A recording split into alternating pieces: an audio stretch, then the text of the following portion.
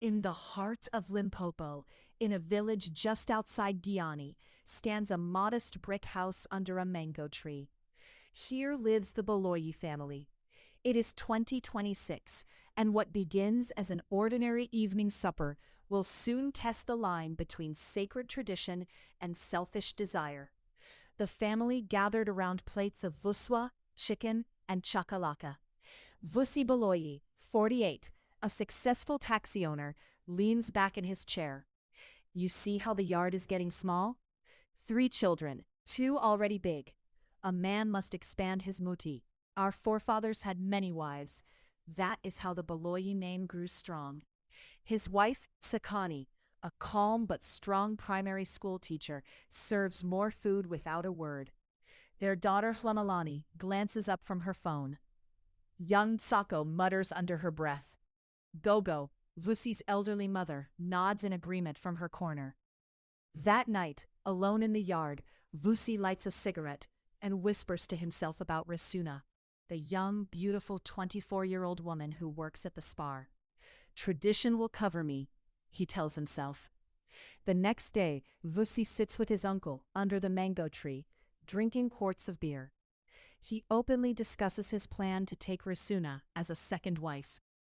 Do it properly, Mfana, said his uncle. Take a goat, a bottle of J&B. Say it is to strengthen the house according to custom. Vusi laughs confidently. Later, he spots Risuna walking home from work and calls out to her with charming words. She listens, flattered but hesitant. That evening, Vusi announces his decision to Tsakani. On Saturday, I am going to the Chale family. Risuna will be my second wife. It is culture. Tsakani's calm finally breaks. Do not hide behind culture, Vusi. You are tired of me because I am 42. This is selfishness wearing a traditional hat. The children side with their mother. The house fills with tension as Vusi defends himself loudly. But the family stands united against him. The next morning, Vusi and Uncle Shangwe arrive at Risuna's modest homestead with a goat and brandy. He speaks respectfully to her parents. I come with respect. I wish to take your daughter as my second wife, according to Sakana custom. Risuna watches from the doorway, torn. Her parents promise to discuss it. As Vusi leaves, doubt begins to creep in. That night, the entire family, including Tsakani's protective brother, gathers around a crackling fire. Tsakani speaks with quiet power. I respect tradition, but when a man uses our ancestors to hide his desire for a younger woman, I say no. Culture is not a blanket for selfishness. The pressure builds. Vusi looks at his children, at his wife, at the fire. For the first time, his voice grows small. I will tell the Chale family. I changed my mind. Relief washes over the family. Tsakani places a hand on his shoulder. Under the stars, the Baloyis choose unity over division. In Giani, under the mango tree, the Baloyi family learns a timeless truth.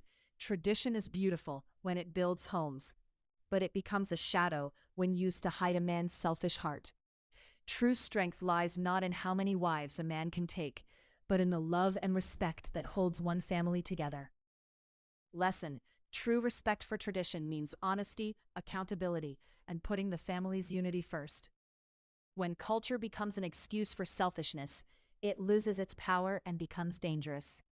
Drop your comment below. Have you ever seen someone use culture or tradition to hide selfish desires? What would you do if you were in Tsakani's position? Is culture a shield or a guide? Should it ever be used to justify a second wife? Let's talk with respect. Tag a friend or family member who needs to see this story. Thank you for watching and continued supporting my channel by subscribing. Until I bring the next story your way.